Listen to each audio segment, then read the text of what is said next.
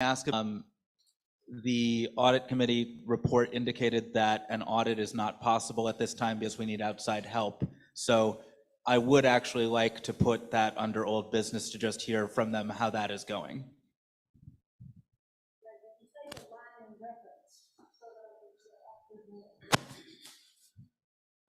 I'm making a motion to amend the agenda to include a discussion of the progress of the audit committee in old business.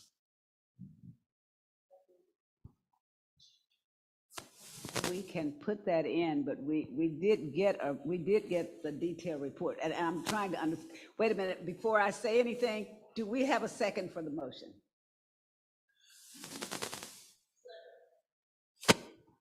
Thank you. Discussion. I have a discussion item relative. Lula seconded it. So we're in a time of discussion. Relative to the issue at hand with the audit, I think the statement that's being read as a prior statement from a prior year, when in fact the audit report was presented at the November semi-annual meeting. And so that audit was completed and presented to the congregation. So that item relating to the fact that we were trying or in the process was a prior statement prior to us being able to have that audit completed. Does that make sense? You understand what I'm saying? I do. We can have discussion at that point. We can still put it in old business, but when we get there, we will note that we did get a complete audit.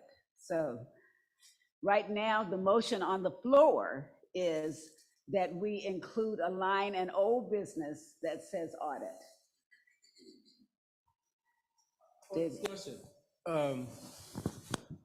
Since the audit report was received and accepted by the congregation at its last semi-annual meeting, to reopen a discussion about that report at this meeting seems mute.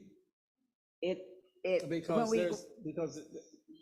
when we get to it, we will probably it would be moot at that point.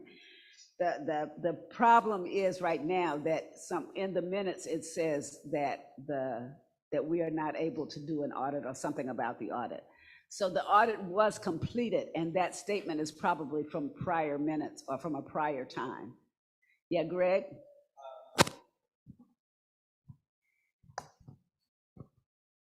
Yeah, just to be clear, I am reading from the minutes that we just received from the November 2022. What page are you on, Greg? I am on page 3. Okay. And I am under results of the audit committee. And the second bullet point says, David shared it is impossible to complete audit due to lack of separation of responsibilities. General liability issues are our responsibility, and the audit is part of that. Let us take the opportunity to use the experience of those who have worked in the past.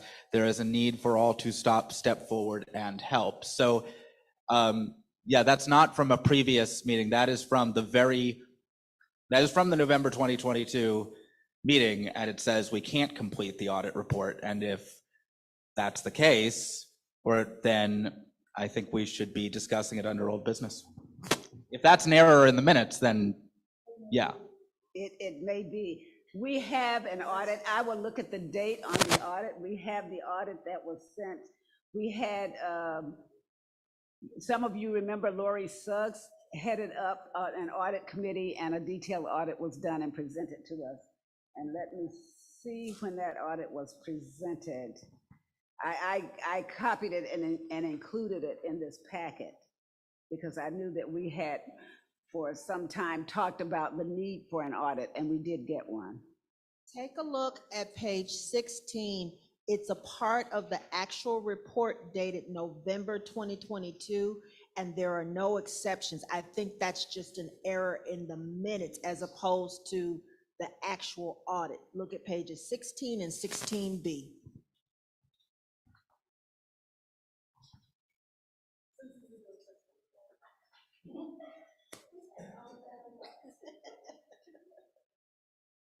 Thank you. Yeah, that was submitted in November. And Greg, the year before that, we had that, so I suspect that that was a copy and paste. It was not a cut and paste, it was a reference made, and I put it in there. But it was not related, it was a reference made that there needs to be more responsibilities within the congregation. It was not in the approved audit report on pages 16 and 16B. Yes.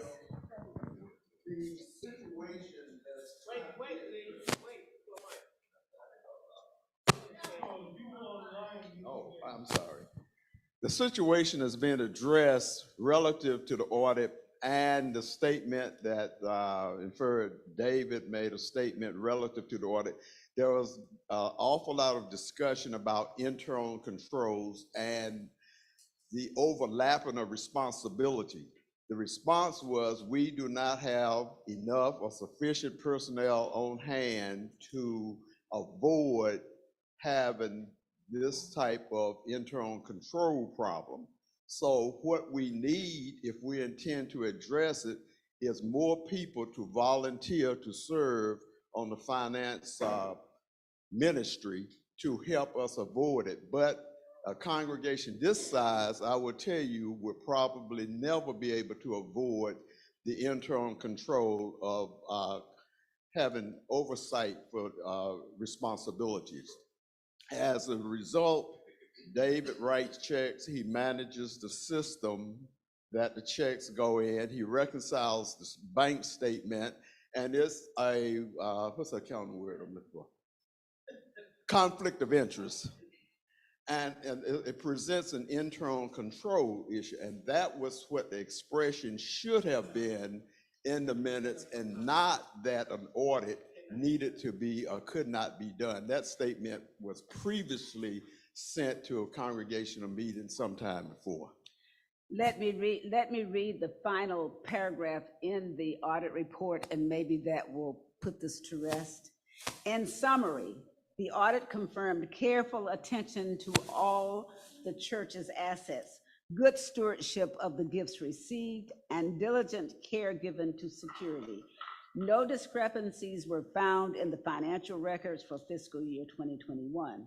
The only area of concern is the lack of bench strength for doing the financial processes required to operate the church. More people are needed to avoid overlapping of financial duties, safeguarding of the church's assets, and to avoid overstressing the dedicated people who currently perform these tasks. And I think that was what was being addressed. And so the audit did address all of that.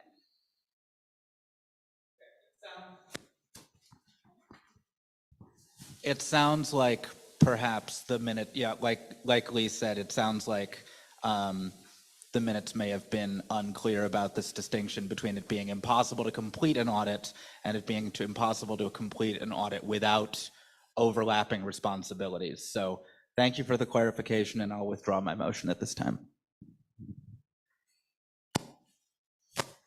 Lee.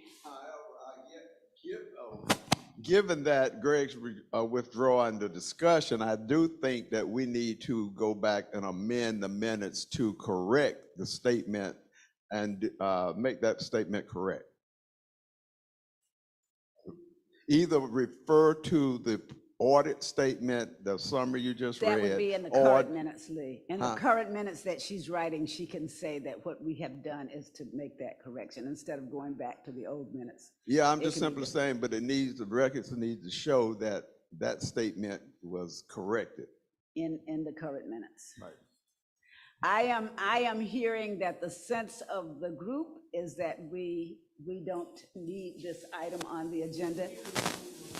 It doesn't matter if you withdraw, you cannot withdraw a motion after it's made and seconded.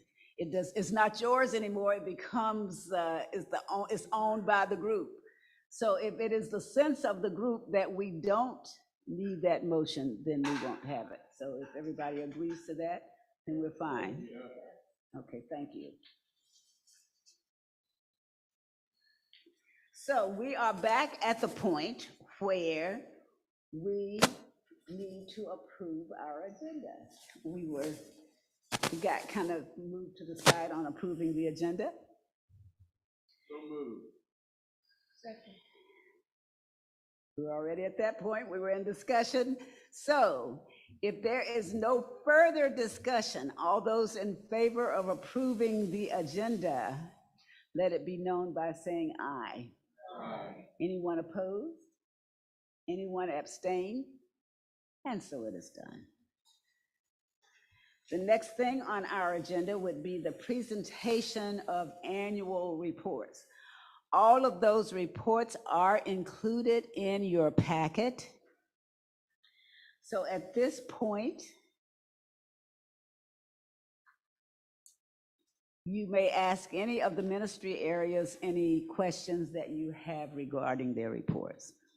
And we have an extra item in our bulletin of reports that we don't typically have, and that is a revised spending plan. The reason for that revised spending plan is because now we have debt load on the expansion area. So we had to put that in our budget. And so our budget is not the same as the budget that was presented to us at our November meeting that we approved, because now we have to put that loan in.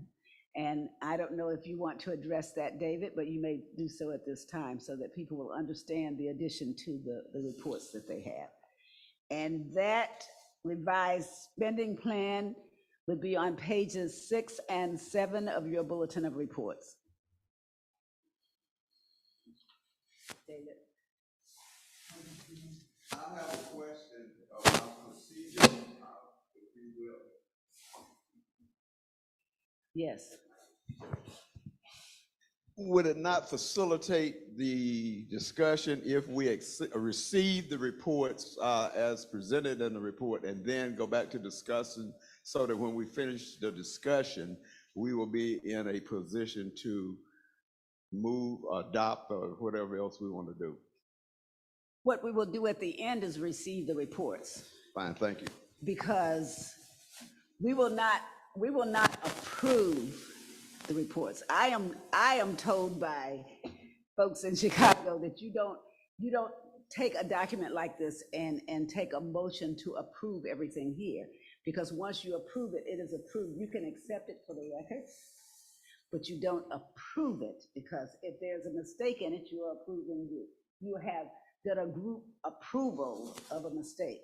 So we will accept for the records the reports that we have here, but right now we are in a time of discussion about what we have, what was reported to us. So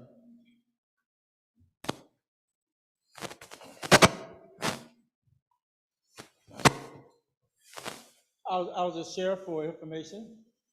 When we did our budget for 2023, we had no idea when our debt payments would restart, because we had no end date for the completion of the expansion project.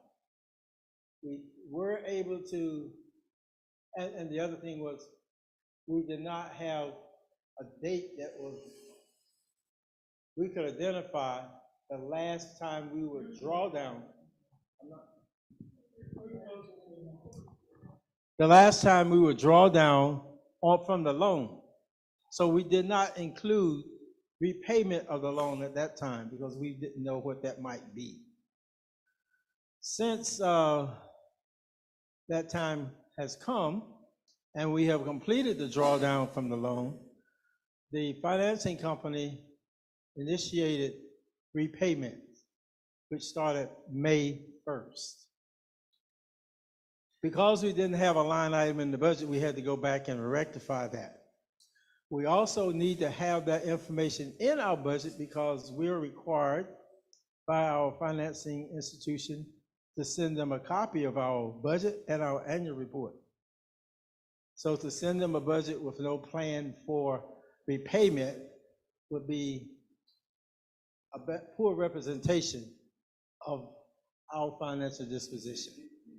So we had to go back in and make that insertion, and we had to make our budget show that we were in a posture where we could repay the loan without creating crisis. So that's the reason why we have to have a revised budget that the congregation needs to approve before we can send it out to our financing institution. Any questions? Okay.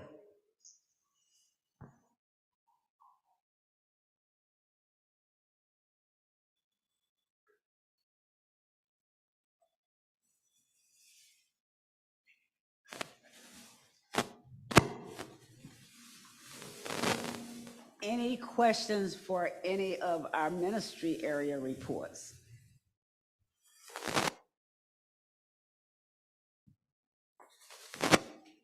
Lee?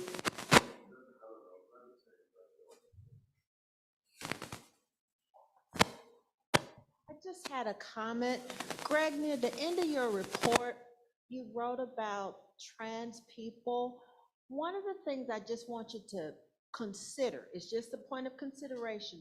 I work with somebody on a steering committee. We've been working together for almost a year. This individual is in the process right now of going through a gender transformation. We were at an offsite and we were literally the only people using the space. And I was fully expecting him to be in the men's room. I walk into the ladies' room and he's there, and I was like, oh my God, I didn't know what to do. So I turned around and walked back. It wasn't a negative feeling for him. It was my issue because I was just physically and mentally unprepared. And so it's not a hateful response. Sometimes it's just like, wait a minute, I wasn't expecting that. And this is a person I know to be a contributor to the work that we're doing, who's smart, who is just compassionate and considerate. But that was my issue. It's not an issue with the people. I just want you to consider that.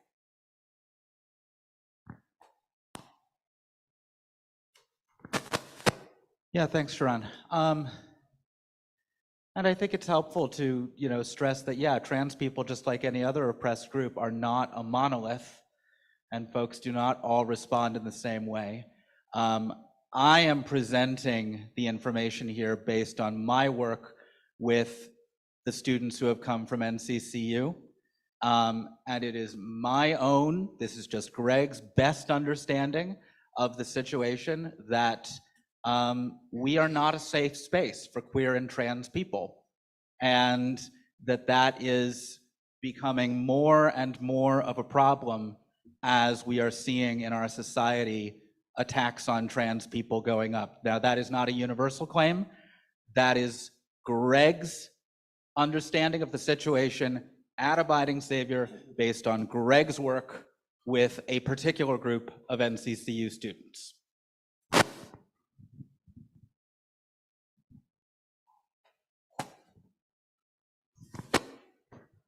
When I read the annual report, when I got to your section, I was quite disappointed because I had never read an annual report that was reading like a novel. And basically I say that because in an annual report, you have goals and objectives. You either met them or you didn't meet them. Then you say why you didn't meet them. But all of this long story about what we were not doing as a church, it hurt my feelings. And you should not be writing a report that represents your opinion. It should be quantitative documentation of what's going on in the church. Now, my question is, did you have any interaction with anybody else in the church to talk about these issues that you list? Did you talk to the pastor? Did you talk to congregation? It seems like we are not a church at all, which in fact I know we are. So I'm gonna let you address that, because I want to hear from you. Well, first off, I will definitely not claim to be a perfect speaker or writer, and everybody here knows that I am a man of many words, and that is not always to the good. That being said, 2 points, and I hope this addresses your comment.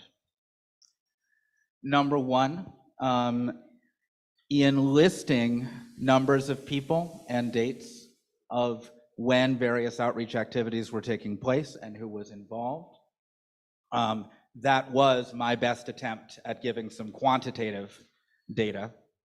That being said, you're right, I also gave my opinion. And the reason for that is we are seeing a trend, and sorry, your other comment first.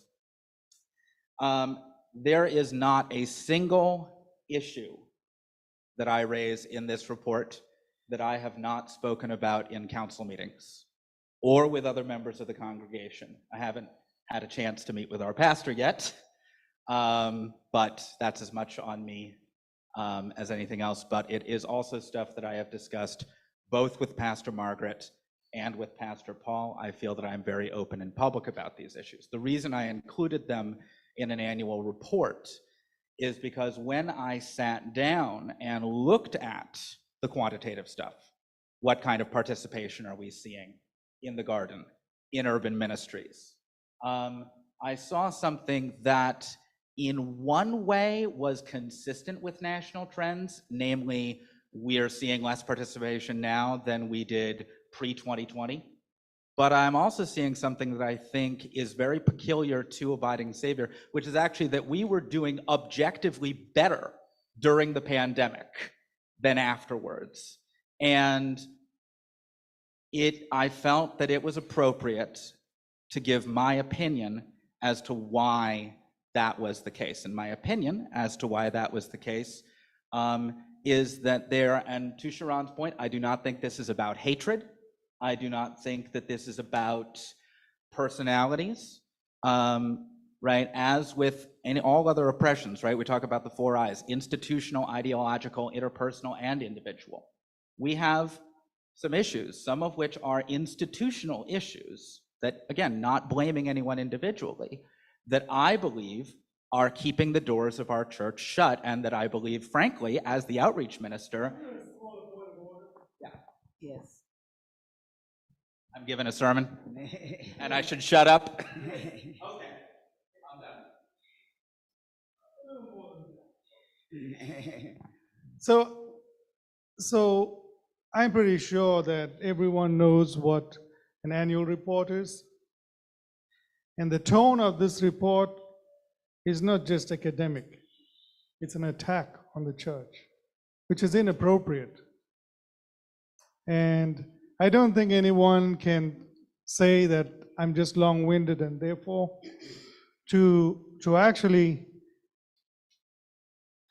use words that are not appropriate in any public setting, especially in writing, to say things like damn the church and things like that, that means there is a need for Greg to sit down with me and the council president to find out what's actually going on.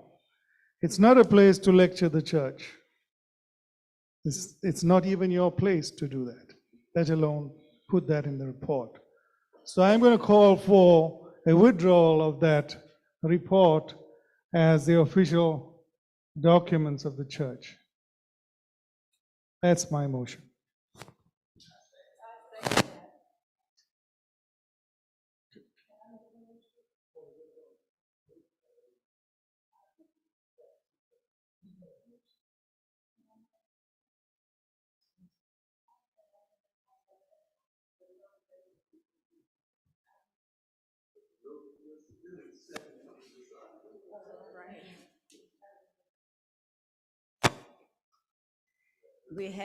We have a motion and a second on the floor. So we are in a time of discussion regarding the motion and the second.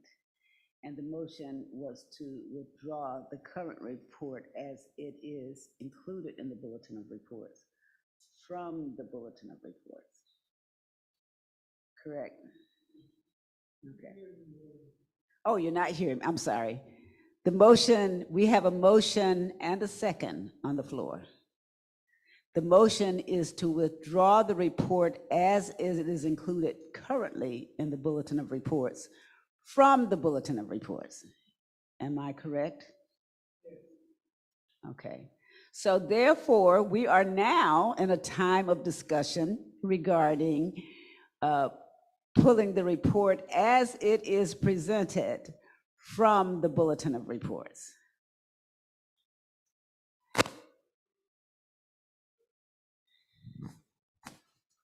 I want to speak in favor of the motion because we have to send a copy of our annual report to our financing institution.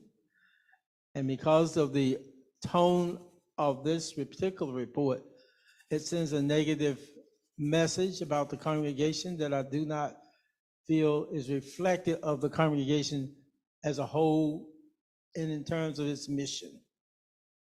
So I'm in support of the motion. Greg?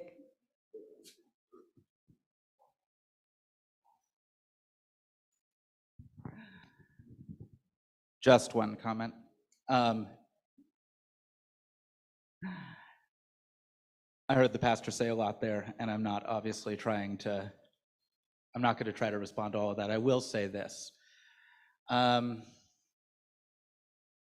I said that I'm long-winded, I was not attempting to chalk up anything and everything that people in this congregation might find objectionable about this report to being long-winded.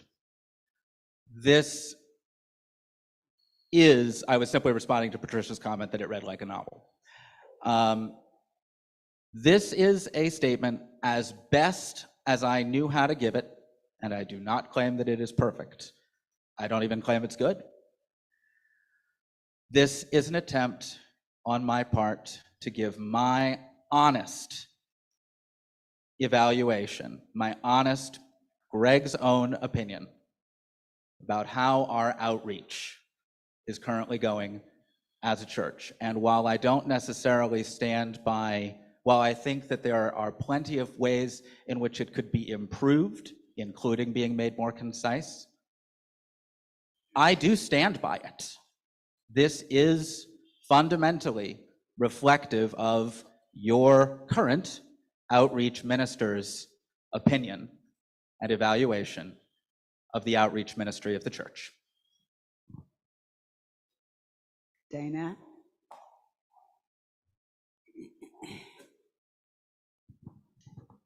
I'm in favor of the motion to strike this from the records as well, because as we all know, most of us are professionals. An annual report should be fact-based. It should be based, as mentioned previously, on goals that we intended to achieve, the recognition of those goals, if any were missed, what efforts were made to attempt to achieve those goals, and what we were not able to achieve. I believe, as a representative of this congregation, including an opinion as an annual report is inappropriate, particularly for a representative of the congregation who's working in an outreach capacity. Because in that role, your representation of the church is what is received and understood by the community. And I think it's important that for us as a congregation to understand and know the facts. If there are specific examples or concerns that have been raised, including those facts with references, they don't have to reference specific individuals, they can be anonymous, but it should not be opinion, it should be fact-based. So in that vein, I believe we should strike this from the records. As mentioned, it does have an impact on our financial standing, and opinions can trigger results and responses that are not desired.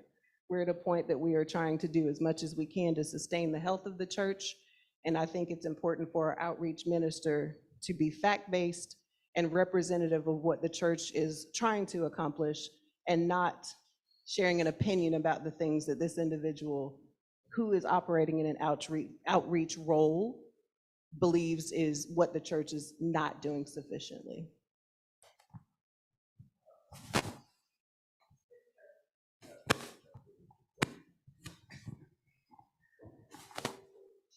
I too support the withdrawal, but however, I did initially wanted some clarification because in reading the report, one closely sort of hit me right here in the chest because I was suffering with my vision problem and I worked as diligently as I possibly could with one of the individuals who served in the finance area. And to say that we basically drove this person away from the church when this person in fact moved and left the area, and we continued to do Zoom and everything else and provided all the support and reports to the council in this person to make this thing happen because we did not know that this person had moved, as a matter of fact. And so I was going to ask for clarity in terms of changing it. The person left, as far as I know, and I was one of those that were working hand in glove along with the finance committee. And so I was really taken aback when it appeared that we drove this person out of the congregation because of the status. That's all I want to say.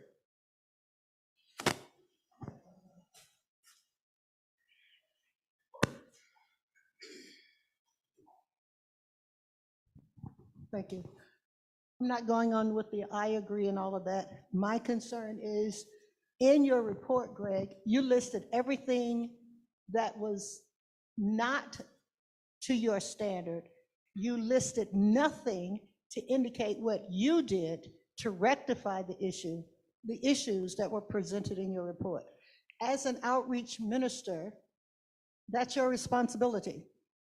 You should have contacted the president or the executive committee or the pastor to indicate that you had concerns and these persons were feeling unaccepted here. You didn't do that. That's a problem for me, and I'm sure that's a problem for the council. That's why we're here. That's why we have been chosen by persons of this congregation. That's my say.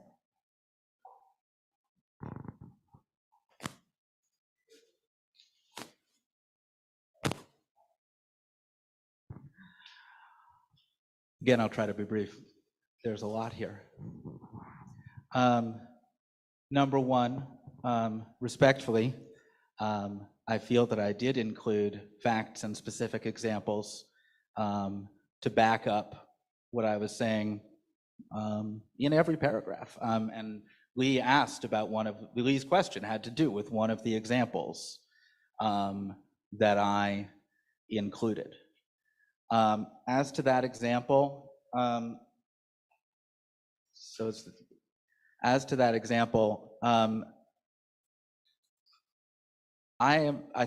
think I said this in the report, I do not deny that there were other factors involved, but that being said, I absolutely, including in the meeting where she was elected to council, I feel that people have repeatedly spoke to and about Alice in ways that were absolutely inexcusable.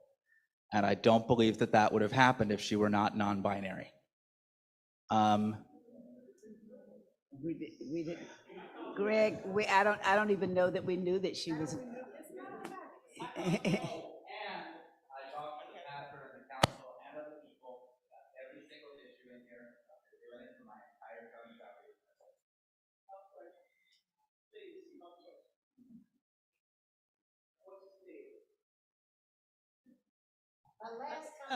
I would like to go on record that I, For 6 years, you have never spoken with me about that.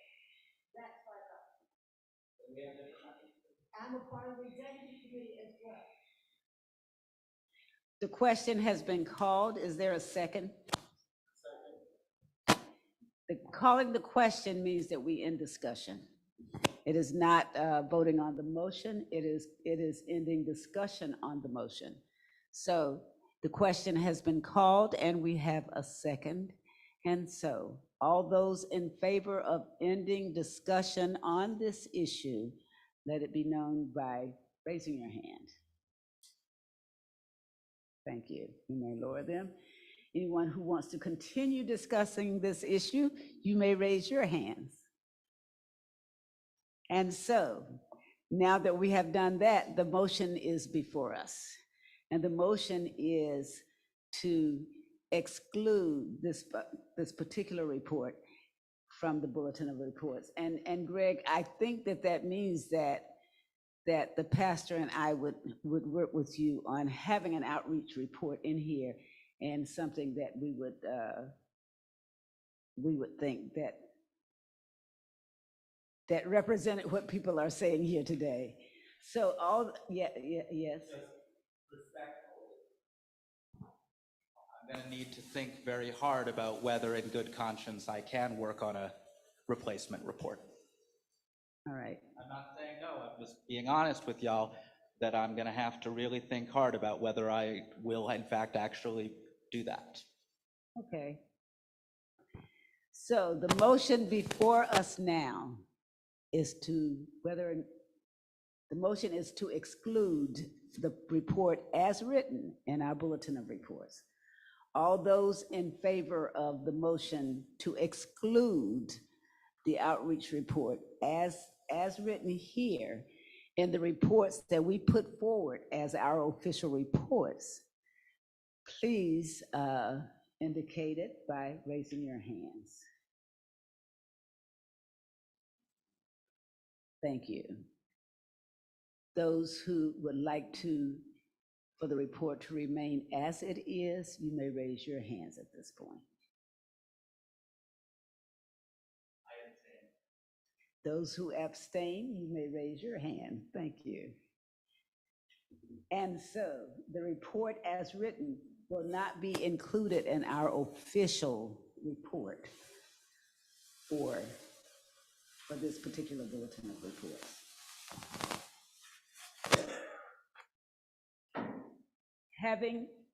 Having gone through that, could I have a motion to accept, if there's no discussion about any of the other reports, can I get a motion to accept the reports as presented in our Bulletin of Reports?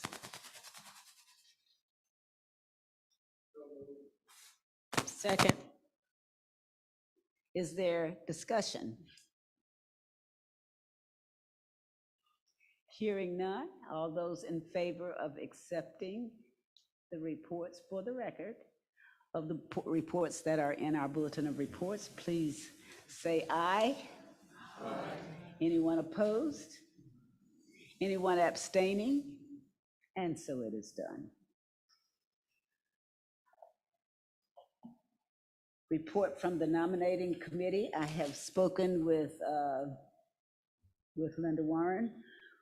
I asked council members to let me know if anyone would not be available to run for office or to remain on council.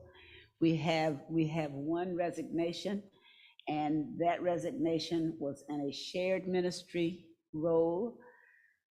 So at this point in time, our council members are staying, but we have two members whose terms would expire on today, and both of those members agree to be reelected. Those members are Lula Mons and Eleanor Johnson. So, could I have a motion that we would nominate those two names?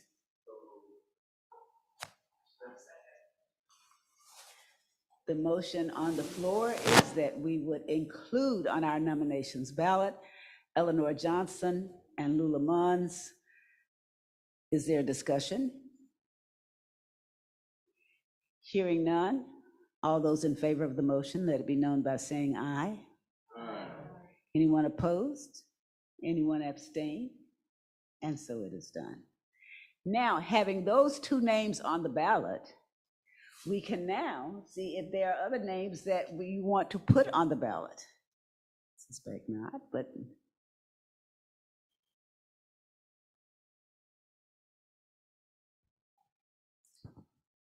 Hearing no names, then could I get a motion that we would elect Eleanor Johnson?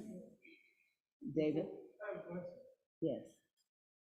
Are the people online able to submit names? Are we checking to see? Oh, I was questioning if we are checking to see if anyone online has a name that they want to submit, or how we, Walter, can we,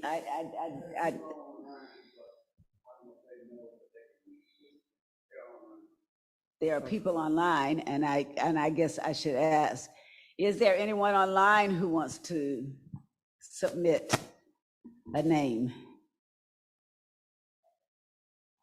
And we have at least 6 people on.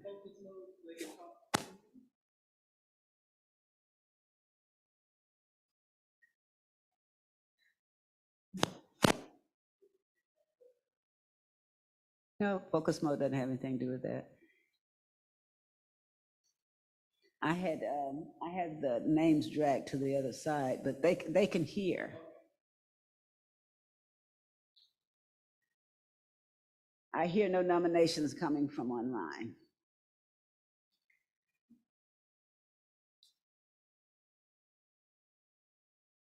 So the motion before you, and now I have to remember whether or not I had a motion and a second, would be to have the names of Lula Mons and Eleanor Johnson as nominations to serve on council for the 2 positions that we would have open. Could I get a motion? In case I didn't.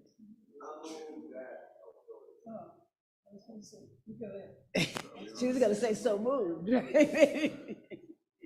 Yes, Lee?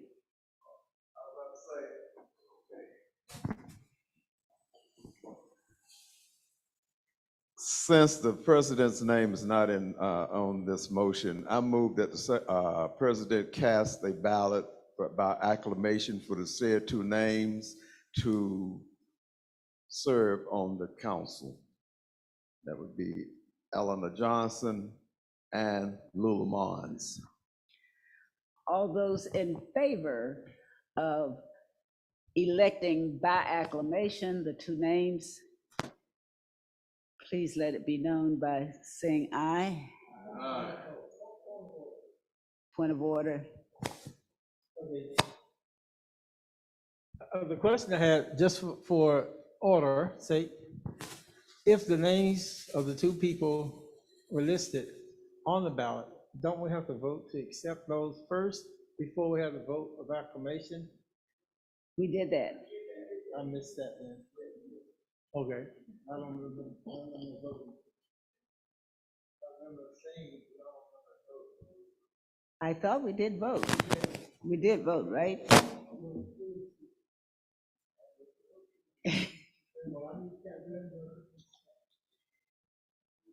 All in favor of electing Lula Mons and Eleanor Johnson by acclamation, let it be known by raising your hands. Thank you. Anyone opposed? Anyone abstaining? And so it is done. The next thing on our agenda would be the nomination and election of officers.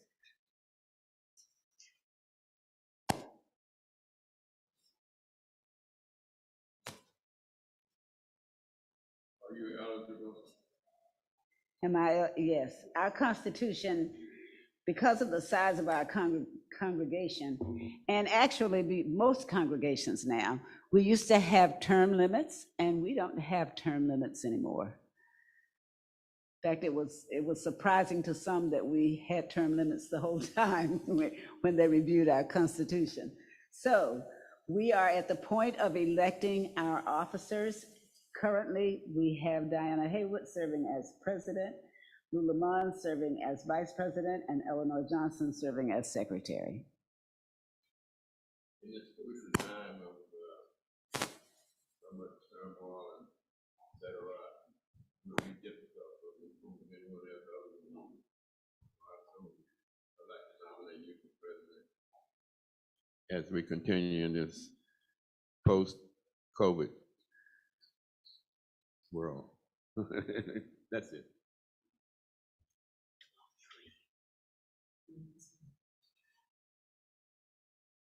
Is it? What? What? Are you moving Oh, that I moved that it. we maintain the current officers? Yes, I did indicate that, but I do, well, don't put this so close to my mouth. The motion I from move that Ralph we. is that we I maintain move our that we, current slate of officers. I would like to move that we continue with our existing body of officers. Is there a second? We have a second. The motion before you is that we maintain our current slate of officers. And I would normally step aside and let somebody else manage this motion. Pastor, would you do that?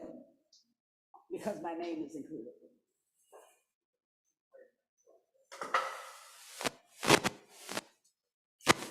So we had a motion. I was not following. Did we have a second? Yes. Discussion? Give me a moment. I'm just waiting for discussion. Okay. All in favor, please raise your hand. Anybody opposed? One opposed, that's Jimmy. Any abstentions? No. Okay. So the motion carries. The slate of officers that we had last year will continue. That is Diana Haywood as our council president, Eleanor Johnson as our council secretary, and Lula Mons as our vice president as officers.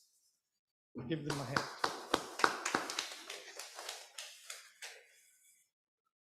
I'd like to say that we really appreciate the great job you all been doing.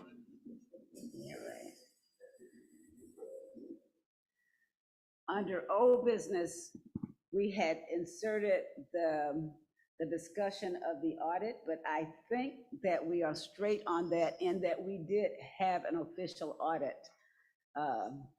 last fall. Is there new business?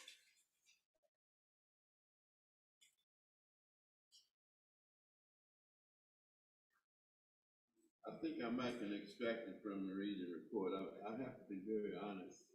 I took this report last time and I didn't read it, so I wasn't prepared for the meeting. But anyway,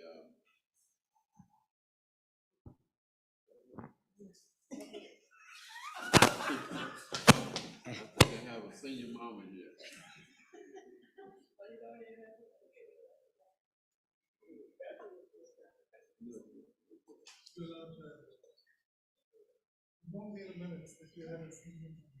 I exist in a senior body.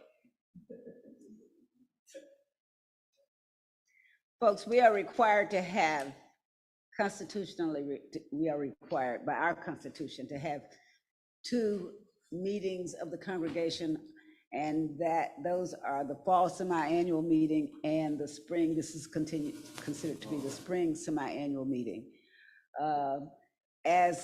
As situations arise, we will have call meetings. North Carolina law requires that we have 1 meeting per year, but we have 2. In order to be a 501c3, you have to have 1 meeting and have a bulletin of reports, actually. That is required by the state of North Carolina. And so, if there is no further business, yes.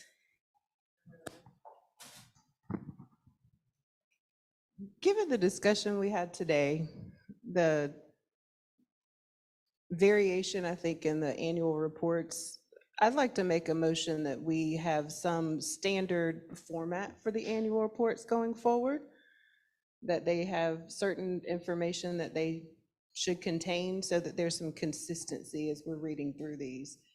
As I'm looking at these reports, there's some information that's very clear, there's some that's not. I think it would be helpful just to have some level of consistency with, at a minimum, your annual report should include these certain pieces of information. I think that's something that could be discussed by the council. Thank you. And if you would put that on our list of discussion items, Eleanor, we will do that. We did, by the way, ask our ministry areas to, with the exception of finance, of course, to keep the ministry reports to a page when possible. You know, if you needed to go over a page, that, you know, we understood that, but we asked that you say what has happened during the past year and you tell us that within a page. And that is what I am limited to as Vice President of the Senate. And that's what the bishop is limited to as Bishop of the Senate is limited to a page in our annual reports. So yes, so I did ask for that, but what is included here is exactly what was sent to us. We didn't even change the fonts that they sent it in. We just took them and included them. Lee. And I guess I would have a suggestion as well, and going along with what was just said, it would be helpful, I think, as the next council convenes to look forward to where we go. I think it would be important to set some goals and objectives for the calendar year or the council year, whatever. So, and that will enable council members to respond to the goals, because each ministry would have a role in helping to achieve those. And it gives them some markers and the ability to chart course to see where we're going, as well as the congregation in the church, so that we will know. I know we can't be all things to everybody, but we need to focus in to try to accomplish 1, 2, 3, 4, 5 things over this course of the next year. And I think that will give us some insight and some direction. The council meets in retreat every year after the council is formed, usually in August, and that should probably, Eleanor, if you would put that on the list, that should be a thing that we should look at when we have our council retreat in August.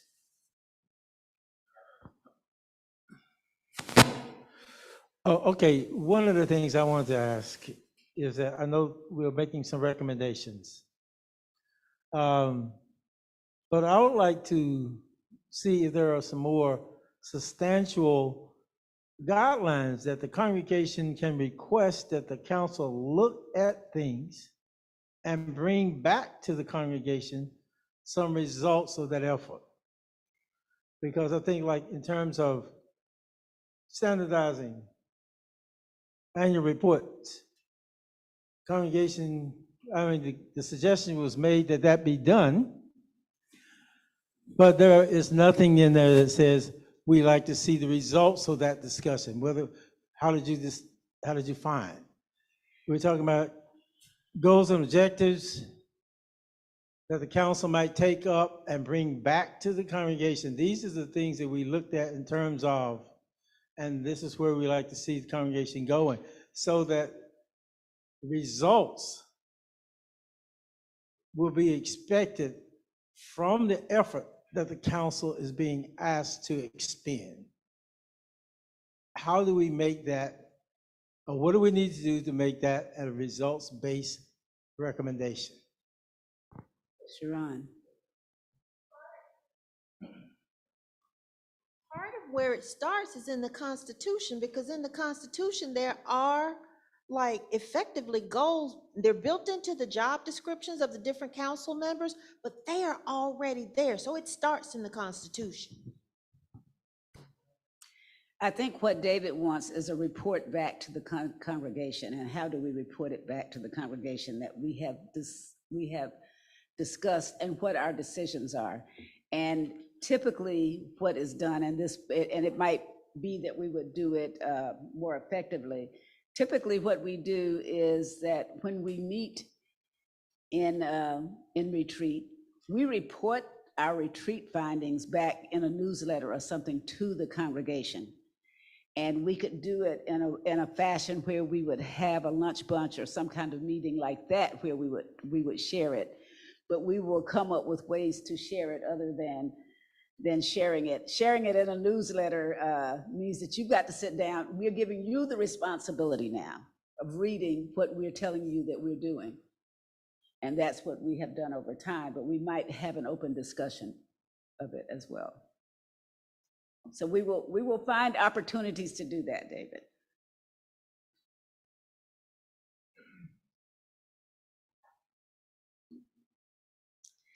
If there is no further discussion, is there a second? It is not debatable, so I don't even vote on it, but I will ask the pastor to close us in prayer.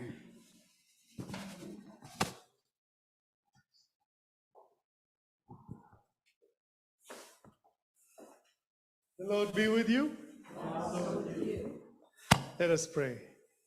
Dear God, we thank you for your presence amongst us. We thank you for sustaining us. Thank you for giving us strength to serve as you have called us. I pray that even as we continue to serve, that you would sharpen our minds, give us wisdom, and also give us a spirit that will move forward according to the mission that you have called us to. Bless us today. May our day be filled with joy and peace until we meet again in your name. Amen.